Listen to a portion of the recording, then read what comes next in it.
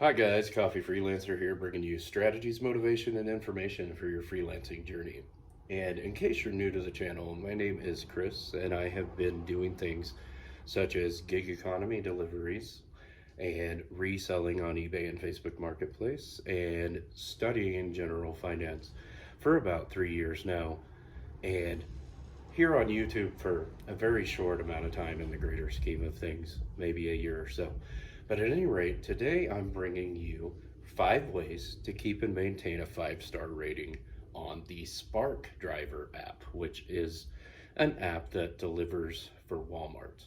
And I just wanted to do something on this subject because I have incorporated it into my gig economy weeks now, because mostly because they do exclusively local deliveries, and that is really great for me. I'm used to doing a lot of UPS, and um, that has always worked well for me, but I lived in larger areas, and now that I have relocated to a little bit, like, it's not tiny but smaller area, it works better for me to have more local things. And so enjoy the video, guys. And also, today's coffee of choice is 100% Arabica Colombian, and it's great value brand from Walmart. So how fitting that I'm doing something about the Spark app. And I do apologize, I'm in my eBay listing station right now, and or reselling listing station, if you would like to call it that. And that's where I'm filming today's video, even though it's about Spark. So enjoy, guys. See you in a minute. So number one with the Spark Driver app is you want to pay attention to your acceptance rate. This may be one of the most important metrics on this gig economy app, because you may have like a subpar rating in other areas, and if you have a good acceptance rate, they're still going to send you a good volume of orders. And as we know, like, some apps don't work that way.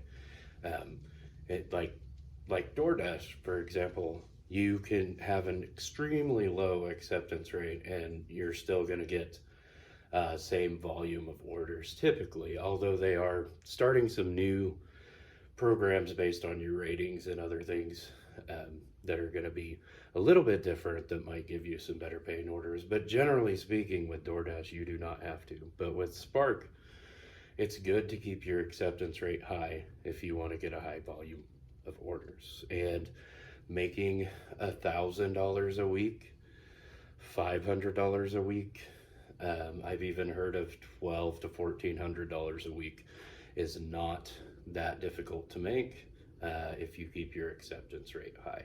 And I have myself only tried Spark full time like two different weeks in the past like 6 months, and I was able to reach around $1,000 when I just exclusively did Spark. It's just normally I don't exclusively do that. So number two, you're going to want to pay close attention to your drop rate in the Spark app. This is very important because the problem that they've had so far is people will accept orders, and then at the last minute, when they're getting ready to bring out the groceries to the vehicle, the person will drop the order. And then you have a customer that's waiting still, and then they have to assign a new driver. And obviously, the Spark Driver app is not going to like you doing this a lot. So you want to keep your drop rate as low as possible. They do give you some leeway, and you can look at metrics within the app. So I'm not going to go into great detail about the specific metrics because it's something you can easily look at yourself. But just as a general rule, try to not accept an order, show up, late or busy or whatever it is, and then at the last minute before they're bringing it out, like, decide you don't want to take it. Just accept orders that you know you're going to the store to take. So number three, you are going to want to determine how many orders or how long you are going to deliver with Spark in a given day. If you are a person that is looking for a full-time thing, you can turn on the app at 7 a.m. and go clear till 10 o'clock at night if you want to. But obviously, most people don't have that kind of time. However, you can go from 7 to 3, 7 to 4, and make it a full-time gig. And I've known plenty of people that can make the full-time income that they're looking for with that amount of time. But if you decide that you would like to be part-time, you just need to determine, okay, I'm going to do 4 hours and then I'm going to stop. And the reason why I bring this up is because a lot of drivers go into it not knowing what to expect, and they have no plan so they just turn it on and do a few, hoping to either make it a side gig or make it a full-time thing. And if you don't have any plan and you're working on other apps and doing things, a bunch of other things in the middle of trying to do deliveries, it just isn't going to work out well for your metric. So just determine whether you just want to do a few and shut it off, do part-time, maybe turn it on for 2 to 4 hours a few days a week, or if you're going to do it full-time. So number 4, you want to pay attention to your customer ratings metric, and it will show you on there, it's like 4.4 up to 5 is what is acceptable. You don't want to stay below the 4.4. And again, you can check out the metric for yourself. If you're already delivering, you will already know where to go for that.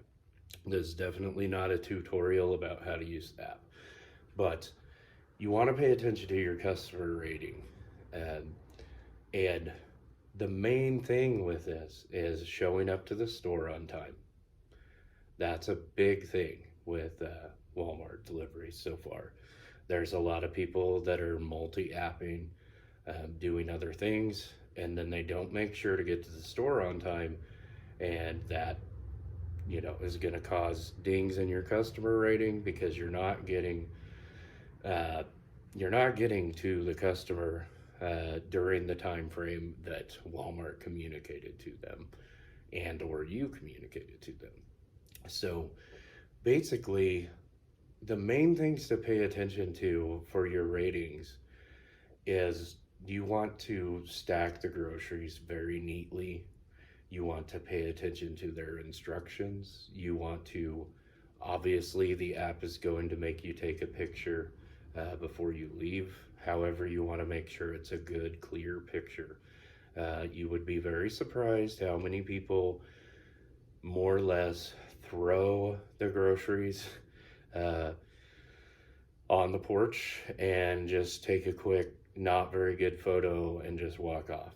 You can't be doing that, obviously, if you want good ratings. And the other thing is, it's sort of like think if you were delivering like food that people were going to eat right away. When you're driving, you don't want to drive in a manner that's going to slosh the groceries all around your vehicle. And again, that should be common sense. However, so many people will be in a hurry, and so they drive in a manner that sloshes things around. And when the customer opens all their bags, there's things that are spilled or crushed or what have you. And so just take very careful note how you drive. So number 5, that goes right along with number 4, is communicate with your customer. And also don't over communicate with your customer. And the reason why I bring this up is there's a lot of people that will communicate as soon as they've picked up the order. And then that they're on their way and that they're there. And the thing about this is the Spark app already communicates with them these things. And so by communication, the important thing is if you're going to be late, you communicate that. If there's a lot of refrigerated or frozen items, you communicate that you have put them in a cold bag. and that you're on your way. Like things that are pertinent to a good delivery that the customer needs to know is all you really need to communicate.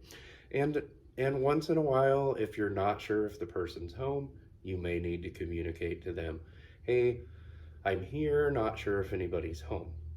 And it's just really important that you follow the instructions because some people do not want you to ring the doorbell.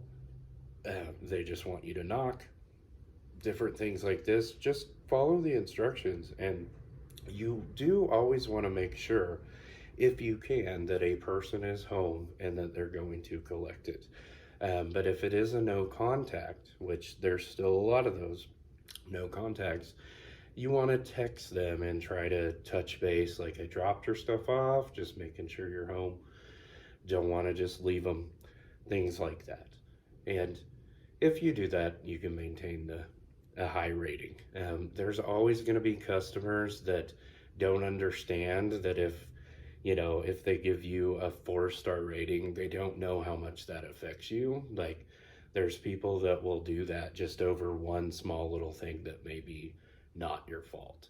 So since there's still a lot of things in the app that are not your fault, such as if the Walmart employee who is picking the order, who is in there shopping, that is pending if you're not doing a shop and deliver. If you shop and deliver, you picked it, of course. But most of the deliveries, a Walmart employee picked it. And if they didn't put the right items and things like that, that's something you can check for at least and see if the right items are there, and you can always communicate those things.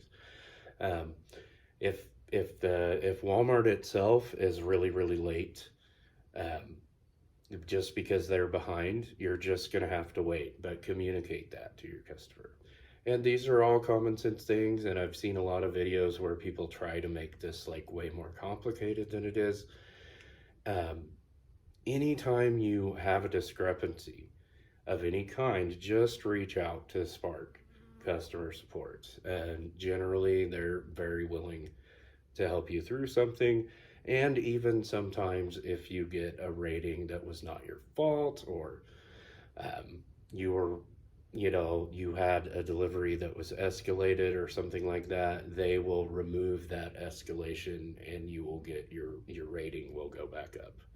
So anyway, that's all I have for you, and I just wanted to give my 2 cents today on this. And as always, keep on drinking that coffee. And keep on freelancing. Have a good day, guys. See you later.